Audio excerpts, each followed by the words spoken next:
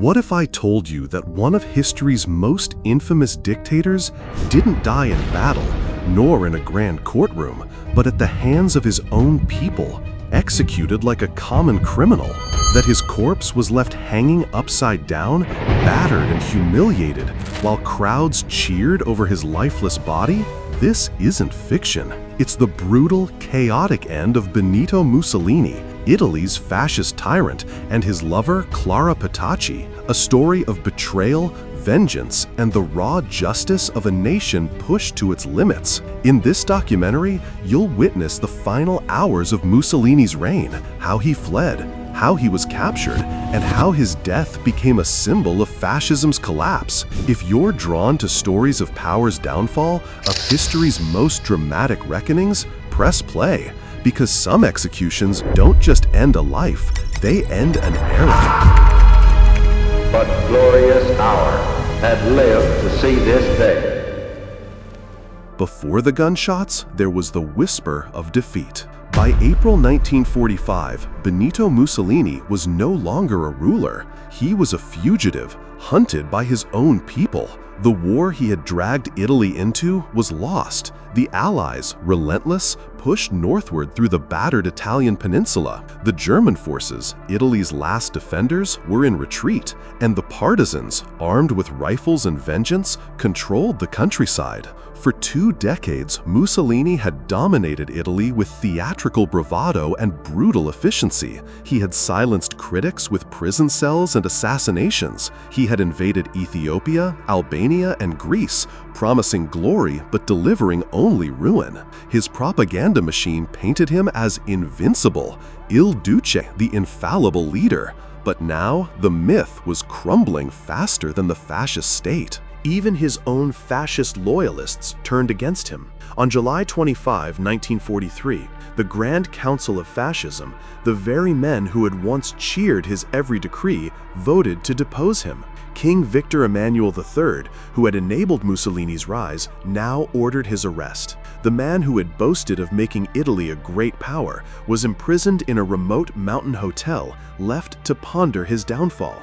But Hitler wasn't done with him. In a daring raid, German commandos freed Mussolini and installed him as the puppet ruler of the Italian Social Republic, a Nazi-controlled rump state in northern Italy. Yet this was no triumphant return. The Salo Republic, as it was called, was a grotesque shadow of his former regime, a government of desperation propped up by German guns. By 1945, Italy was starving. Allied bombings had reduced cities to rubble. Factories stood idle. Food was rationed to near starvation levels. And the partisans, communists, socialists, ordinary Italians who had suffered too long were no longer hiding. They ambushed fascist patrols, sabotaged supply lines, and executed collaborators. Mussolini, once the master of crowds, now feared them. He knew what happened to fallen dictators. He had seen the footage of Mussolini's ally Nicolae Ceausescu dragged before a firing squad in Romania. He knew his own people would show no mercy. By late April, even the Germans were abandoning him. Hitler, besieged in Berlin, sent no reinforcements. The Wehrmacht was in full retreat, and Mussolini's last protectors were slipping away. On April 25, he made his move. Disguised in a German greatcoat and helmet, he joined a fleeing convoy headed for Switzerland. Beside him was Clara Petacci, his lover, who had refused to leave him despite the danger. They carried a fortune in gold and secret documents, perhaps hoping to buy passage or at least a dignified exile. But the partisans were waiting. In his final hours, Mussolini was no longer the strutting strongman of newsreels. He was a tired, sickly man, his face gaunt, his hands trembling. Some witnesses claimed he begged for his life. Others said he accepted his fate. But one thing was certain: Italy had already moved on. The war was ending. The fascist dream was dead, and the man who had once commanded millions was now just another fugitive, racing against time and losing. The gunshots would come soon, and when they did, they wouldn't just kill a man. They would bury an era.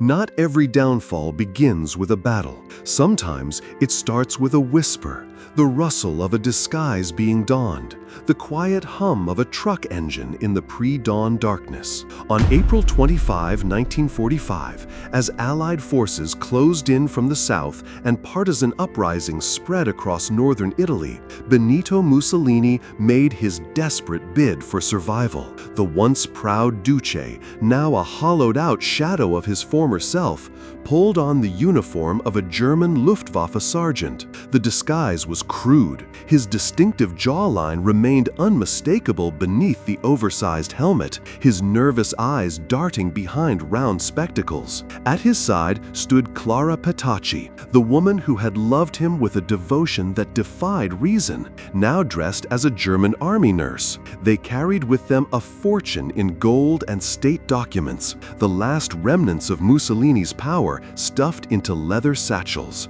Their ragtag convoy included loyal fascist officials and German SS officers, all crammed into a mismatched column of trucks and armored cars. The plan was audacious in its simplicity: race north along the western shore of Lake Como, slip across the Swiss border, and find sanctuary. Perhaps, Mussolini whispered to Clara, they could even reach Hitler's Alpine redoubt, where the Führer was making his last stand. But the roads of northern Italy had become a death trap.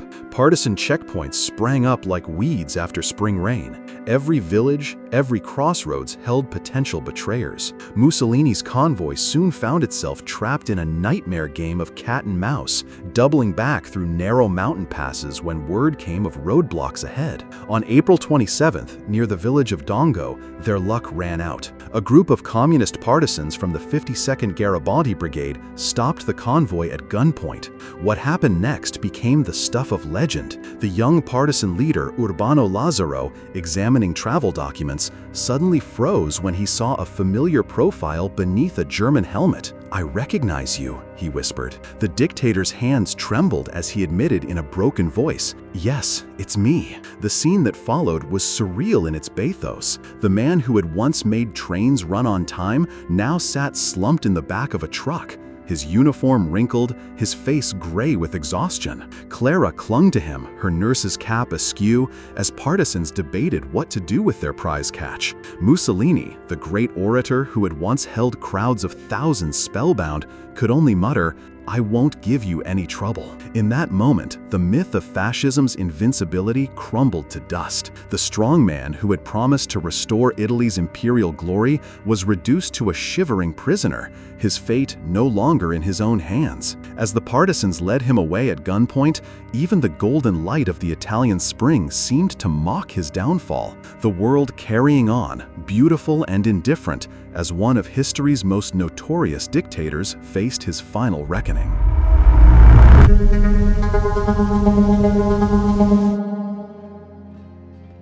Not in a grand piazza before roaring crowds, not in a courtroom where history could record his last words, but in the cold, gray light of a Sunday morning, beside an unremarkable farmhouse in the tiny village of Giulino di Mezzeg. This was how Benito Mussolini, the man who had ruled Italy for 23 years, would meet his end, not as a statesman, but as a prisoner on his knees. In the final hours of April 27, 1945, Mussolini and Clara Petacci were held in a cramped peasant house near Lake Como. Outside, partisan guards smoked nervously, awaiting orders. The dictator was exhausted, his once imposing frame now slumped in defeat. He had been captured the day before, recognized despite his German uniform, dragged from a truck at a partisan checkpoint. Some say he still believed he might be spared, that the Allies would want him alive for trial, that his old connections might save him.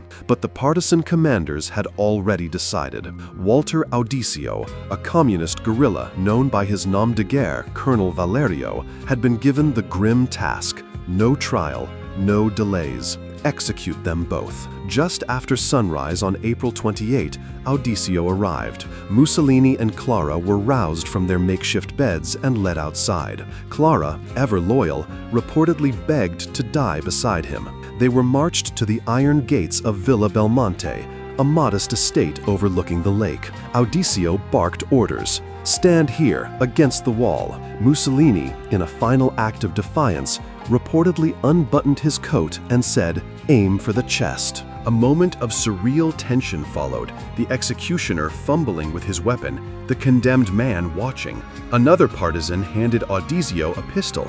This time, it fired. The first bullet struck Mussolini in the chest. The second, fired as he collapsed, hit his heart. Clara lunged forward, whether to shield him or join him in death, no one knows, and was cut down in the same burst. It was over in seconds.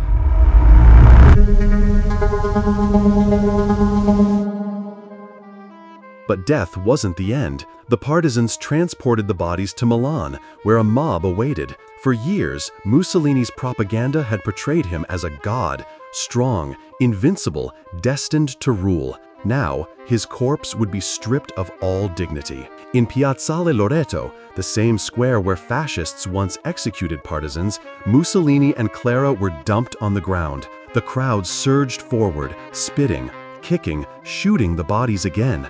Then, they were hung upside down from a gas station girder like slaughtered meat. The images spread worldwide. A dictator reduced to a grotesque puppet, a warning etched in blood. This is what happens to tyrants.